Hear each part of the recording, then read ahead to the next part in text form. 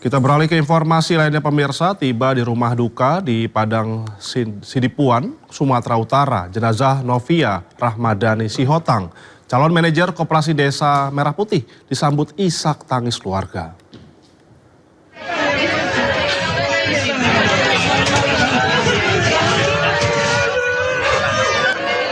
Isak tangis keluarga tidak terbendung saat jenazah Novia Rahmadani Sihotang, 25 tahun, tiba di rumah duka di Jalan Sisingamangaraja, Kelurahan W5, Kecamatan Padang Sidimpuan Selatan, Kota Padang Sidimpuan. Novia meninggal dunia saat mengikuti latihan dasar kemiliteran di Jakarta sebagai siswa untuk program Sarjana Penggerak Pembangunan Indonesia untuk program Koperasi Desa Merah Putih pada Selasa 23 Juni yang lalu. Menurut pihak keluarga, Novia terakhir kali menghubungi keluarga pada 17 Juni sebelum alat komunikasi miliknya dikumpulkan oleh pendamping Lasarmil. Keluarga juga menyatakan jika Novia tidak memiliki riwayat penyakit. Pastinya kalau ketika mendengar kabar duka pastinya kita terpukul ya gitu atas kepergian adik kami gitu. Dan memang kepergian adik kami juga di hadapan saya gitu, karena memang saya mendampingi beliau ketika dikabari dari IGD hingga ke ICU. Pihak keluarga telah mengikhlaskan kepergian Novia. Anak prima dari 6 bersaudara ini dimakamkan di pemakaman umum yang berada di kawasan Simarsayang. Dari Padang Sidimpuan, Sumatera Utara, Indra Mulia Siagian, iNews melaporkan. Sebelumnya pemirsa, 4 calon manajer Koperasi Desa atau Kopdes Merah Putih meninggal dunia saat mengikuti pelatihan militer, serta meninggal karena penyebab berbeda, yakni sesak nafas, serangan panas atau heat stroke, maupun henti jantung dan juga tuberkulosis.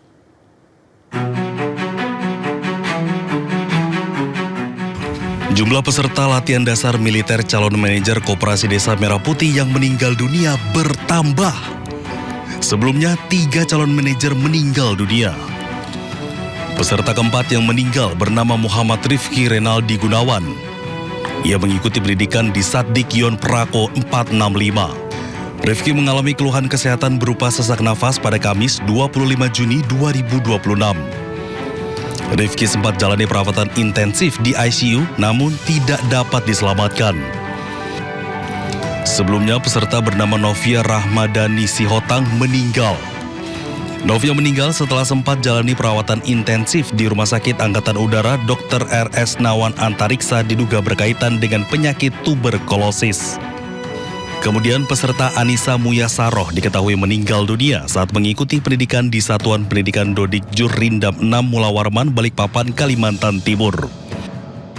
Peserta delegasi dari Kabupaten Lamongan, Jawa Timur ini meninggal setelah mengalami serangan panas atau heat stroke. Anissa sempat dibawa ke klinik milik Kodam untuk mendapatkan penanganan awal sebelum dirujuk ke Rumah Sakit Dr. Harjanto TNI Angkatan Darat. Meski telah mendapatkan penanganan medis, Anissa dinyatakan meninggal dunia. Satu orang lainnya, Yonanda Muhammad Taufik, meninggal dunia saat tengah mengikuti pendidikan di Satuan Pendidikan Puslatpur Kodik Latat Batu Raja, Sumatera Selatan. Yonanda mengalami penurunan kondisi kesehatan pada 17 Juni lalu dan sempat mendapatkan penanganan oleh tenaga kesehatan satuan sebelum dirujuk ke rumah sakit. Yonanda diketahui meninggal akibat henti jantung. Dan perlu digarisbawahi juga bahwa kegiatan yang dilaksanakan ini sama sekali tidak melibatkan kegiatan fisik, dalam artian lebih condong dominan kepada proses belajar mengajar di kelas.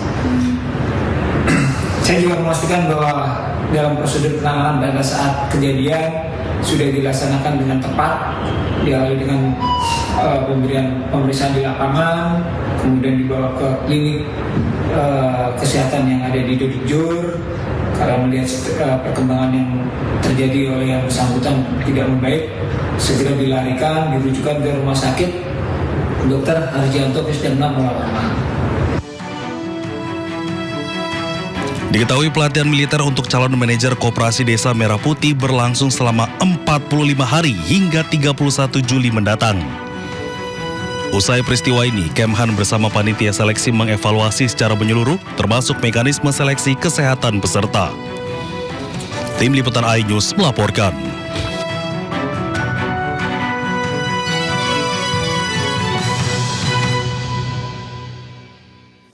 Kita ke informasi lainnya pemirsa, Satgas Operasi Damai Kartens 2026 mengepung sebuah kampung ataupun di kawasan di Kampung Bajema, Distrik Sugapa, Intan Jaya.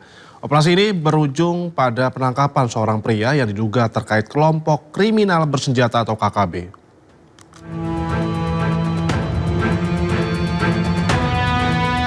Di antara ribuan pohon dan permukiman warga di Kampung Bajema, Distrik Sugapa, Intan Jaya, tim Satgas Operasi Damai Kartens 2026 bergerak mempersempit ruang gerak target operasi. Sesaat kemudian, seorang pria ditangkap tanpa perlawanan berarti. Saat penangkapan, petugas menyita 1 unit telepon genggam yang kini menjadi barang bukti untuk kepentingan penyelidikan.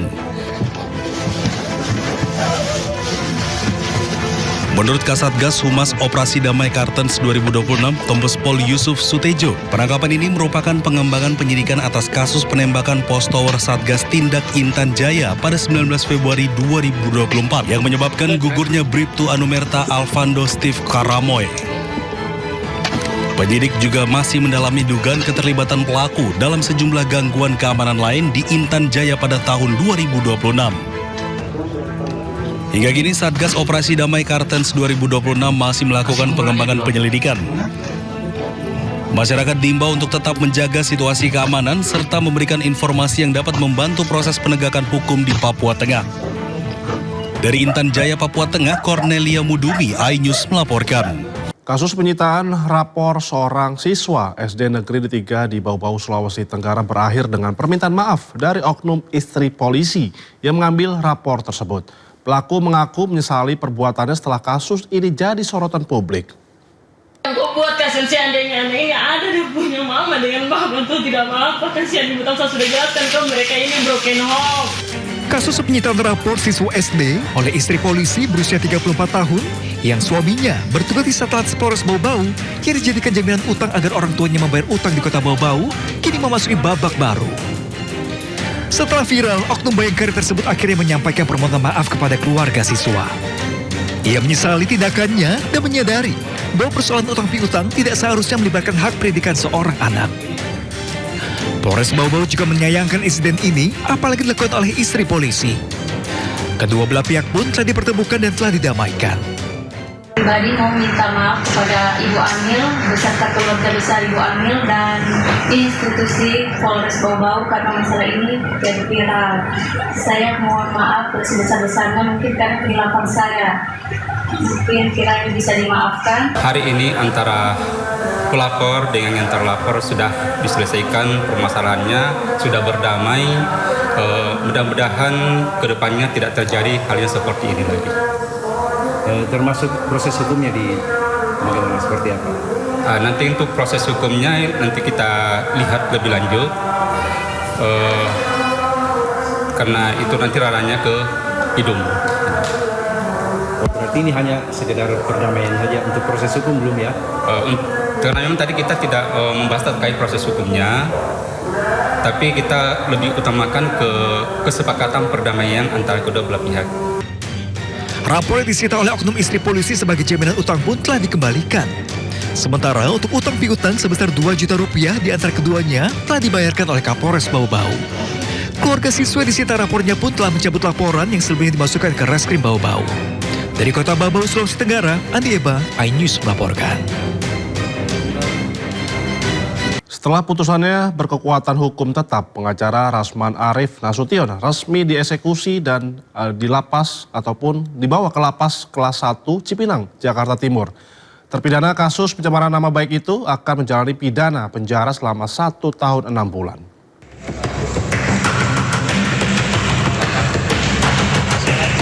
Terpidana kasus pencemaran nama baik terhadap Hotman Paris Hutapea, Rasman Arif Nasution, resmi mendekam di Lembaga Pemasyarakatan Lapas Kelas 1 Cipinang, Jakarta Timur. Rasman diterima sebagai warga binaan pada Kamis 25 Juni 2026 sekitar pukul 4:20 sore berdasarkan surat Kejaksaan Negeri Jakarta Utara tentang pelaksanaan putusan pengadilan. Rasman dinyatakan bersalah melanggar pasal 27 ayat 3 Jungto pasal 45 ayat 3 Undang-Undang Informasi dan Transaksi Elektronik atau ITE. perlu kami sampaikan kepada rekan-rekan media bahwa benar pada hari Kamis 25 Juni 2026 pukul 16.20 berdasarkan surat eksekusi dari Kepala Kejaksaan Negeri Jakarta Utara, kami telah menerima terpidana atas nama Rasman Arif Nasution untuk melaksanakan putusan pengadilan menjalani pidana di Lapas Kelas 1 Cipinang selama 18 bulan. Sementara itu, tampak di Lapas Cipinang beberapa kerabat ingin menjenguk Rasman Nasution.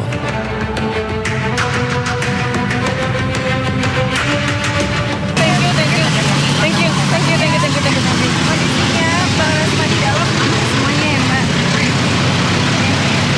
Ya. Ditemui juga istri Rasman, Ade Suryani, setelah kunjungi Lapas Cipinang. Ade mengungkapkan kondisi Rasman dalam keadaan sehat. Namun Ade enggan berkomentar, bahkan irit berbicara kepada media dan terburu-buru meninggalkan lapas. Atas kasus yang menjeratnya, Rasman dijatuhi pidana penjara selama 1 tahun 6 bulan, serta denda 200 juta rupiah subsidi 4 bulan kurungan. Dari Jakarta, Tim Liputan iNews melaporkan.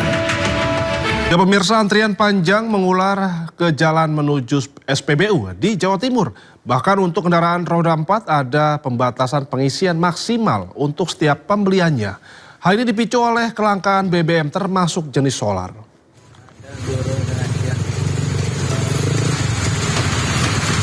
Antrian panjang tidak terhindarkan di depan SPBU Junok Kabupaten Bangkalan.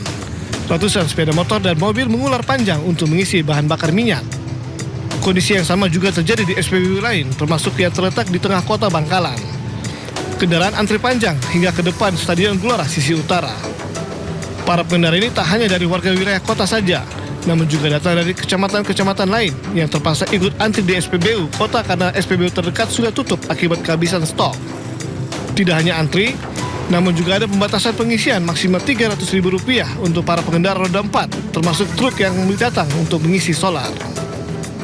Habis di Alang-Alang, habis di Kamal, habis di Kelian, habis di Junok ini macet, di stop sama polisi. Terus tinggal di kota ini. Jadi kapan yang kesulitan BBM ini Pak? Kurang lebih 1 minggu sampai 10 harian. Di tempat lain nggak ada ya Pak ya? Ada semua Bu. Kita langkah solar ini. Sampai nyoba di mana aja tadi Pak? Ya tadi di jadi Alang-Alang sana itu. Oh, sampai dari Teraga ke sini? Iya.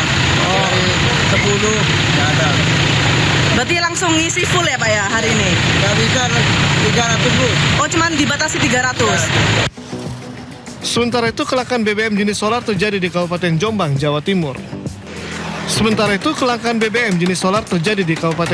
Jawa Timur. Sudah beberapa hari para pengendara truk mengeluh lantaran banyak SPBU yang mereka datangi kehabisan stok solar. Sementara SPBU yang masih memiliki stok solar diserbu pembeli hingga terjadi antrian panjang. Di Mandailing Natal, Sumatera Utara, pengendara truk dan angkutan berbahan bakar solar terpaksa mengantri berjam-jam di SPBU yang masih memiliki stok. Bahkan di sejumlah SPBU, akibat kelangkaan solar ini, penjualan solar tak lebih dari 3 jam sudah habis terbeli. Kelangkaan solar yang sudah berlangsung selama beberapa hari ini dikeluhkan oleh warga. Aktivitas mereka terganggu karena waktu terpotong hanya karena mengantri solar. Tim Liputan iNews melaporkan. Ya pemirsa, Jatanras Polres Metro Tangerang Kota berhasil menangkap tersangka penganiayaan terhadap seorang kedi golf di kawasan golf Kota Tangerang.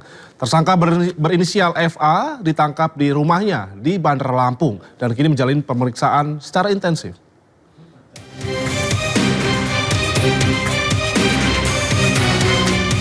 Seorang pria berinisial FA ditangkap tim unit Jatanras Polres Metro Tangerang Kota setelah diduga melakukan penganiayaan terhadap kekasihnya sendiri berinisial RA di kawasan golf Kota Tangerang. Tersangka diringkus di rumahnya di Bandar Lampung tanpa perlawanan. Usai ditangkap, tersangka langsung digelandang ke Polres Metro Tangerang Kota untuk menjalani pemeriksaan lebih lanjut. Petugas kepolisian juga mengamankan sejumlah barang bukti saat melakukan aksi penganiayaan.